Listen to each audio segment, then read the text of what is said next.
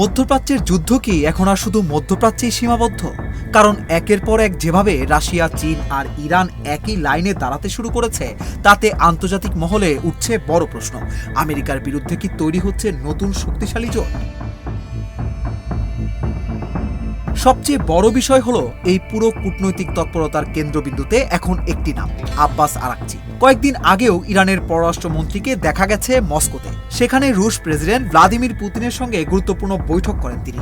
Russia প্রকাশ্যে জানিয়ে দেয়, ইরানের বিরুদ্ধে যুক্তরাষ্ট্র ও ইসরায়েলের সামরিক অভিযান বৈশ্বিক অস্থিতিশীলতা আরও বাড়াচ্ছে।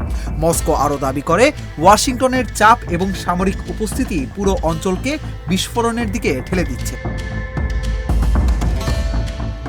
আর এবার আরাকচি উড়ে যান বেইজিংয়ে। সেখানে মধ্যপ্রাচ্যের পরিস্থিতি নিয়ে আলোচনা করেন এবং চীনের সমর্থন অর্জন করেন।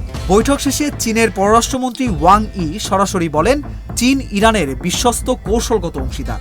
তিনি এমনকি ইরানের বিরুদ্ধে চালানো যুদ্ধকে অবৈধ বলেও মন্তব্য করেন। এখন প্রশ্ন উঠছে, রাশিয়া, চীন আর ইরান, এই তিন দেশ কি ধীরে ধীরে একটি কূটনৈতিক ফ্রন্টে চলে আসছে? বিশ্লেষকরা বলছেন, ঘটনা কিন্তু সেদিকেই এগোচ্ছে। কারণ ইউক্রেন যুদ্ধের পর থেকেই রাশিয়া ও চীনের সম্পর্ক আরও ঘনিষ্ঠ হয়েছে। অন্যদিকে আমেরিকার নিষেধাজ্ঞা ও সামরিক চাপের কারণে ইরানও ক্রমশ পশ্চিমা বলয় থেকে দূরে সরে যাচ্ছে। ফলে এখন এই তিন দেশের স্বার্থের জায়গাগুলো এক হতে শুরু করেছে। একদিকে রাশিয়া চায় আমেরিকার বৈশ্বিক প্রভাব কমাতে, অন্যদিকে চীন চায় মধ্যপ্রাচ্যে নিজের প্রভাব বাড়াতে, আর ইরান চাইছে এমন শক্তিশালী মিত্র যারা ওয়াশিংটনের চাপের সামনে তাকে একা ফেলবে না। আর এখানেই তৈরি হচ্ছে নতুন সমীকরণ। বিশেষজ্ঞরা বলছেন, এটি হয়তো আনুষ্ঠানিক সামরিক জোট নয়, কিন্তু এই তিন দেশের কৌশলগত সমন্বয় দ্রুতই বাড়ছে। বিশেষ করে হরমুজ সংকট, তেলের বাজার, মার্কিন অবরোধ এবং মধ্যপ্রাচ্যের নিরাপত্তা ইস্যুতে তিন দেশের অবস্থান অনেকটাই কাছাকাছি।